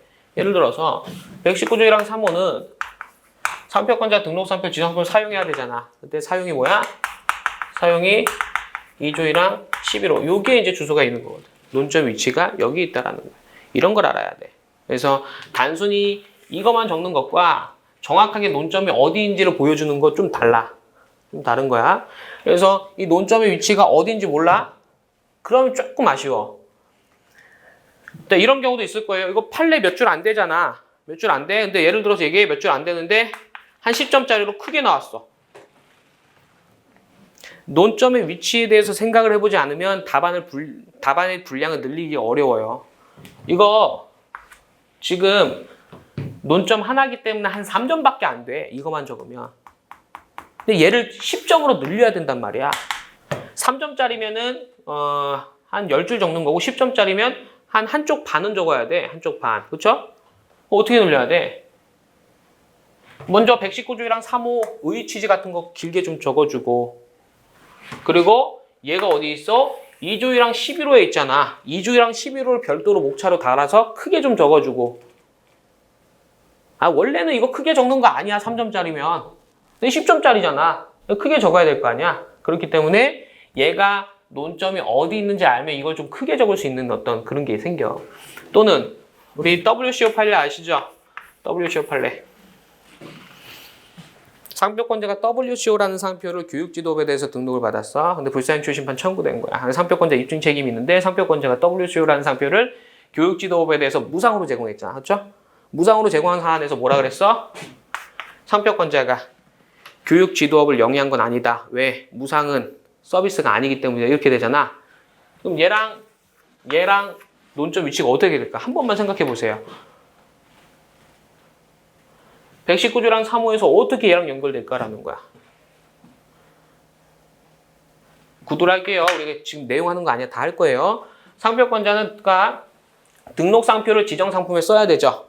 근데 등록 상표를 지정 서비스업에 써야 되잖아. 서비스업이 뭐야? 서비스업이 2조 1항 1호잖아. 2조 1항 1호에서 자기의 서비스와 타인의 서비스를 식별하기 위해서 사용하는 표장 이렇게 나오잖아요. 서비스가 뭐다? 도커, 타이 이렇게 하잖아. 이게 WCO 판례 아니야. 그쵸? 이거 답안지 적을 때 이거 안 적는다니까 사람들이. 이해돼요? 이런 거 잘 적어줘야 돼. 이거 HS항 입학수 나오면 이거 잘 적어줘야. 물론 이게 더 중요해. 주객이 동조되면 안 돼. 근데 이거 더 중요한데 이건 다 적어. 이거 적고서 합격하길 바라면 아쉬워요? 이거 다 적으니까 이것도 적어줘야 돼. 차별화. 이거 다 적어 모르는 사람이 어딨어요? 이것도 적어줘야 되는 거야. 이게 2조 1항 1호가 여기서 도출될 수 있느냐라는 거야. 우리가 애쉬 판례 나중에 할 거예요. 1차 때 했어. 애쉬 판례 이것도 2조 1항 1호를 연결고리로 하는 판례야. 2조 1항 1호를 연결고리로 하는 게 얘랑 얘예요. 그게 논점의 위치 파악이야. 논점의 위치 파악이 되잖아. 그럼 배점이 작으면 메인 논점 위주로 적는 거고 배점이 커? 그럼 걔를 막 불려서 2조 1항 1호도 적고 2조 1항 11호도 적고 그런 게 되는 거예요. 문제의 소재 같은 거 적을 때도 풍부해져. 내가 논점의 위치를 정확하게 알면 예를 들어서 WCO 판례가 나왔어. 문제의 소재에다가 상표권자가 등록 상표를 지정 서비스업에 써야 되는데 지정 서비스업에 대해서 2조 1항 1호에 있다. 하지만 명문의 규정이 없는데 2조 1항 1호의 판례에 따르면 서비스는 뭐라고 한다. 그렇게 되면 문제된다. 이렇게 가는 거야. 근데 그게 아니고 모르잖아? 그럼 그렇게 못 쓰는 거지. 뭔 말인지 알겠죠? 아직 저 내용은 몰라도 돼요. 다 할 거야. 다 할 거니까 걱정 안 해도 되고. 여튼 선결적 논점이라든가 아니면 논점의 위치 파악이 참 중요해. 그 키워드는 당연히 중요해요. 키워드 위주로 답안을 작성해야 되겠고. 그리고 논리적인 기술이 필요해. 잠깐 다음 페이지 넘어가 보시면 논리적인 기술은 특히 사안포섭에서 기능이 발휘되거든. 우리가 법이론을 적을 때는 그냥 기본서에 있는 거 압축해서 암기해서 적으면 돼. 법이론을 적을 때는. 그래서 거긴 엉덩이 무거우면 돼요. 암기해서 마르면 되니까. 그런데 사안포섭은 조금 까다로워. 사안포섭은 이제 강사들이 맨날 강조할 건데 사안포섭이 제일 중요합니다. 이런 얘기를 할 거야. 채점평에서도 항상 나와요. 사안포섭을 잘하라고. 자, 포섭 볼게요. 어떤 사실관계를 준단 말이야. 그럼 그걸 갖고 여러분들은 법적인 평가를 하는 사람들이에요. 답안지는 그런 느낌으로 적는 거야. 그래서 A 사실관계라는 점, B 사실관계라는 점, C 사실관계라는 점을 고려하면 침해다 라는 평가. 그런 점을 고려하면 유사한 상표다라는 평가가 필요한 겁니다. 그런 느낌으로 보셔야 되겠고, 나번에 문제에서 대놓고 준 사실관계 있어. 그건 당연히 포섭해야 돼. 이거 포섭 못하면 안 돼요. 당연히 포섭해야 돼. 그래서 문제를 읽으실 때 자꾸 공부하다 보면 여기 포섭 이게 보여? 그럼 체크하고 가는 거야. 그리고 답안지 쓸 때 체크한 부분 잘 가져와서 포섭이 돼야 되는 거예요. 답은 근데 특허랑 달리 상표는 히든 사실관계가 있어. 히든 사실관계가 대놓고 주지 않은 사실관계들이 있어. 그것까지 좀 포섭을 해줘야 돼. 이게 조금 특허랑 다른 점이야. 특허는 히든 사실관계가 없는 어떤 그런 문제인데 상표는 조금 있어. 우리가 하다 보면 알게 돼요. 그래서 대놓고 준 건 당연히 먹고 숨겨져 있어도 먹고 이렇게 보시면 되겠습니다. 자, 그 다음에 양가로 2번 쟁점이 되는 부분을 언급 이렇게 돼 있어.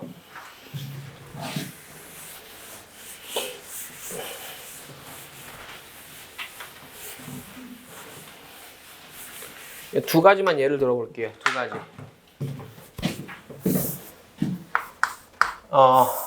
A라는 상표랑 A 플러스 B가 결합된 상표랑 A 플러스 C가 결합된 상표의 유사 판단을 해볼게요.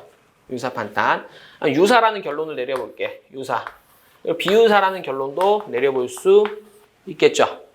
자, 유사라고 하면 A를 위주로 본 걸 거고 A가 중요하다 이런 거야. 그렇죠? 공통점이 중요하다. 근데 유사 여부가 문제되는 이유는 B랑 C가 같이 있기 때문에 그래. 근데 유사라는 게 결론인데 왜 유사인 거야? 근거는 A 때문에 유사한 거죠. A의 어떤 외관, 호칭, 관념이 동일하니까 유사다. 이렇게 할 거야. 그런데 그 전에 뭐가 들어가야 되냐면 B와 C가 다르더라도 그래도 A가 같으니까 유사다. 이 결론이거든. 물론 이제 사실관계에서 A에 대해서 막 나오고 B나 C에 대해서 나오겠지. 그런 거 포섭하면서 B와 C가 다르더라도 중요하지 않다. A가 더 중요하다. 유사다. 이렇게 쓸 건데 많은 분들이 요거만 쓴단 말이야. 내가 유사했으니까 이거 잘 안 적어요. 이거 적고 가는 거야. 출제자가 요구한 거 뭐야? B랑 C가 있는데도 유사하니? 이거거든. 그렇기 때문에 B랑 C가 다르더라도 A 때문에 유사하다. 이런 느낌으로 적는 거죠. 흐름이. 아니, 거꾸로 적어도 돼. 본인의 스타일인데 이거 먼저 적는 거지. A가 같으니까 유사하다. 이는 B와 C가 달라도 중요한 부분이 아니니까 마찬가지다. 달라지지 않는다. 이런 느낌으로. 여기도 마찬가지겠죠. 이번 비유사로 가볼게요. 비유사로 간다라는 건 B랑 C랑 비교해봤더니 다르다 해서 비유사로 가는 거잖아. 그렇죠? 비유사. 들어오세요. 10시 반에 오라 그랬거든. 10시 반에 오라는데 조금 오래 걸리네. 10시 반에 오라 그런 게 이 내용이 다 특허에서 한 거야. 특허 기초 통합 강의 때. 거의 다 끝났어. B랑 C가 이렇게 비유사잖아. 그럼 뭐 적어줘야 돼? A가 같더라도 이런 느낌이 있어야 돼. 우리 이건 다 적는다라는 거예요. 이거 안 적어. 이거 안 적기 때문에 A가 같더라도 B랑 C가 다르니까 비유사하다. 이런 느낌. 마찬가지로 반대로 적을 수도 있어. B랑 C가 다르니까 비유사하다. 설령 A가 같아도 마찬가지다. 라는 거죠. 이런 걸 이제 볼게요. 자, 쟁점이 되는 부분을 언급을 해줘야 돼. 이제 뭐 제가 여러분과 소통하는 용어로 플러스 마이너스를 언급해야 돼. 이런 느낌이에요. 자, 1번에 뭐뭐뭐라고 해도 B라고 보는 것이 타당하다. 이런 식으로 적거나 뭐뭐라고 할 것이므로 비록 A라고 하더라도 B라고 보는 것이 타당하다. 이런 느낌으로 3번도 읽어보시고 느낌 아시겠죠? 예시 상표 유사 판단 보시면 1번 유사한 경우 A 차이점이 있으나 공통점으로 인해서 출처운동 우려가 있으니까 유사하다. 비유사 공통점이 있으나 차이점이 있으니까 인해서 출처운동 우려가 없어서 비유사하다. 유사 판단의 마지막 멘트는 항상 출처운동 우려가 있어서 유사하다. 출처운동 우려가 없어서 비유사하다. 그렇게 갈 거라고 나중에 알려드릴 거예요. 항상 그렇게 하는 거야. 항상. 이 궁극적 기준이거든. 예시 볼게요. 두 번째 상표의 사용. 순전한 디자인적 사용이야. 그러니까 뭔가 치매 분쟁이 생긴 상대방의 상표가 예쁘면 둘 중 하나거든. 순전한 디자인이거나 아니면 디상배선이거나. 근데 결론이 순디야. 그럴 때에는 그 표장이 그 표장이 상표로서 기능을 하는 경우가 없진 않은데 이 사안은 그렇지 않다라는 거죠. 이런 느낌으로 가지고 있는 거예요. 그래서 어떤 점 고려하면 이 어떤 점이 뭡니까? 사실관계야. 우리 사안 포섭할 때 어떻게 한다 그랬지? 팩트 갖고 평가하는 거예요. 팩트 포섭하는 거야 다. 대놓고 준 거 다 먹고 숨겨진 거 있는 거 먹고 땡땡땡점 땡땡땡점 땡땡땡점으로 다 포섭한 다음에 근데 이 사안은 순디다 라는 거죠. 하지만 첫 번째 줄에 있는 걸 놓치면 안 된다라는 겁니다. 물론 두 번째 줄이 더 중요해. 근데 차별화. 첫 번째 줄을 놓쳐주면 안 돼. 문제에선 물어보는 건 이거거든. 첫 번째 줄을 물어보는 거거든. 디자인적 기능을 하는데도 불구하고 디자인이 상표로 기능을 할 수 있음에도 불구하고 이 사안은 순디로 보겠다라는 거잖아. 그 불구하고로 좀 적어주는 거죠. 다음 페이지. 상표로서 기능을 발휘하는 경우도 있죠. 디자인이. 그럼 이렇게 가는 거야. 어떤 표장이 장식적 기능이 없진 않은데, 즉 디자인적 요소가 없진 않은데 어떤 점 사실관계를 고려하면 이 사안은 기능이 발휘되지 않는다. 기능이 발휘된다. 죄송합니다. 상표의 기능이 발휘되므로 이렇게 해야 되겠죠. 출제 표시 기능이 발휘되므로 상표의 사용이다. 이렇게 하셔야 될 겁니다. 그리고 마지막으로 7번의 답안 작성 전 이제 서술 전에 초안 잡기인데 그림을 좀 잘 그려줘야 돼. 그림을. 그림 그려줄 때 그림을 딱 그려. 이렇게. 값 그리고 타임 테이블 그리고 막 등장인물 막 그려요. 그리고 나서 뭘 하냐면 이걸 갖고 목차를 잡아. 초안지에다. 음화자 1, 문제의 소재. 음화자 2, 뭐 33조 2랑 3호. 1번 의취지, 2번 판단 방법, 3번 어떤 판례, 4번 사는 어떻네? 음화자 3번 33조 이하. 그런데 의취지, 2번 판단 방법, 3번 문제가 되는 판례, 4번 사안의 경우. 이렇게 적겠죠. 예를 들어서 음화자 4번 사안의 해결해서 블라블라 이렇게 적게 될 거야. 여러분들이 처음엔 이렇게 공부하실 거예요. 이렇게 문제를 보고 그림을 그린 다음 이 그림 갖고 이렇게 만들 거야. 근데 이게 익숙해져? 그러면 이제 초안이 심플해지는 거야. 이거 없어지는 거야. 그럼 초안이 요렇게만 되는 거예요. 예를 들어 드린 거예요. 처음에는 그림을 일단 그려. 그림을 갖고 내가 답안지 어떤 목차로 쓸지 이렇게 구상을 해. 구상. 근데 이 구상할 때 처음에는 최대한 디테일하게 하는 거야. 처음에 연습할 때는. 디테일하게 해주고 이거 계속 반복되잖아? 그럼 이제 감이 생겨. 아, 얘는 항상 이렇게 쓰네. 감이 생겨. 여러분 나중에는 너무나도 많이 했기 때문에 초안지에 이런 거 없어도 있는 것처럼 보여, 내 눈에는. 이해돼요? 이거 어제 말씀드렸고요. 우리 그 초안 잡는 시간은 30분짜리는 20점짜리는 우리가 30점짜리는 30 한 7분 정도 답안 작성하시면 30 한 3분 정도 답안 작성하시면 되고 20분짜리는 27분 정도 답안 작성하시면 돼요. 33분 동안에 4.5에서 5쪽 27분 동안 3.5에서 4쪽 정도 답안지 쓰셔야 되는 거야. 그때 초안 잡는 시간이 얘가 한 6분, 얘가 한 3분, 한 4분 이 정도 해줘야 되는 거. 물론 약간 변동되긴 되는데 일단 기준이 있어야 연습할 때 좋거든. 이 6분 만에 적고 4분 또는 5분 요 정도 해서 이제 초안을 잡아줘야 된단 말이야. 근데 아까 풀 초안은 되게 오래 걸려요. 여기 쓰는데.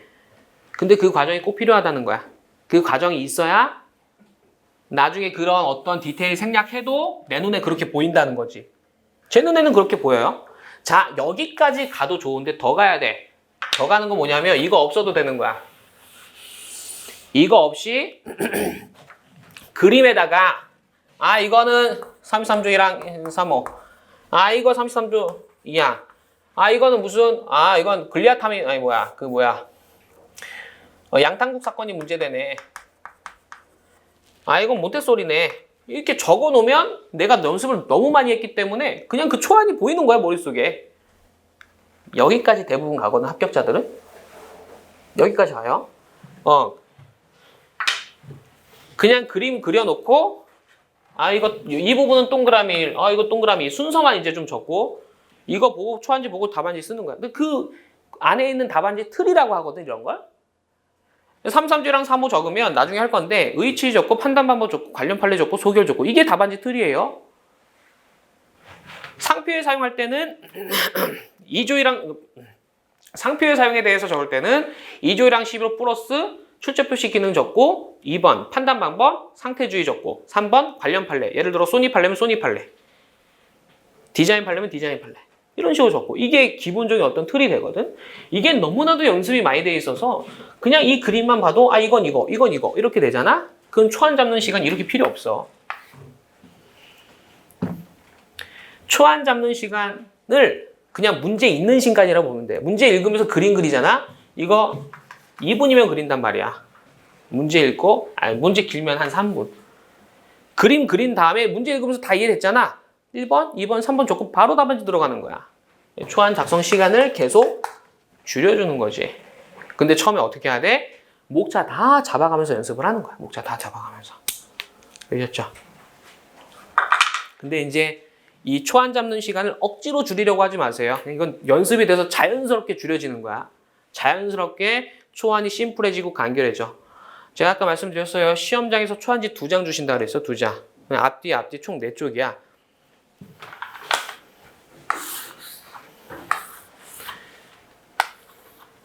이렇게 있고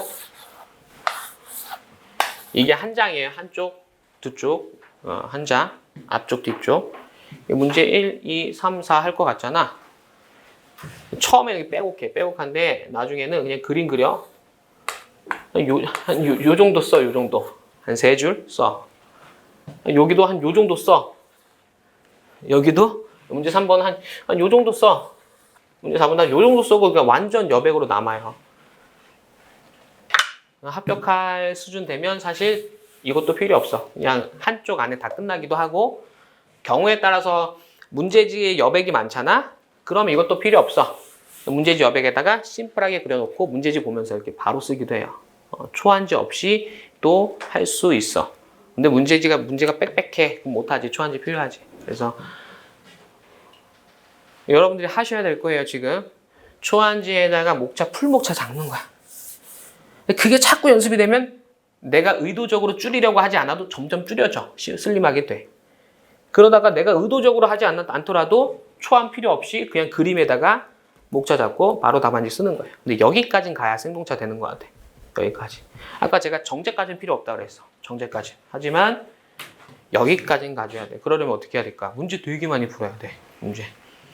그래서 문제 보는 순간에 답 찾고 문제 읽는 순간에 논점이 막 눈에 보여.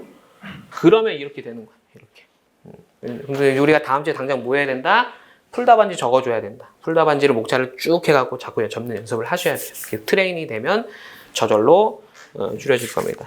그래서 오늘 좀 1교시 좀 길게 했는데 아주 중요한 시간이었어요. 이거 뭐 내용적인 건 아니고 간단하게 이렇게 간략하게 요약해서 해놨으니까 참고하시고요. 잠시 쉬었다가 좀 오래 했으니까 좀 쉬고 한 25분에 뵙도록 하겠습니다.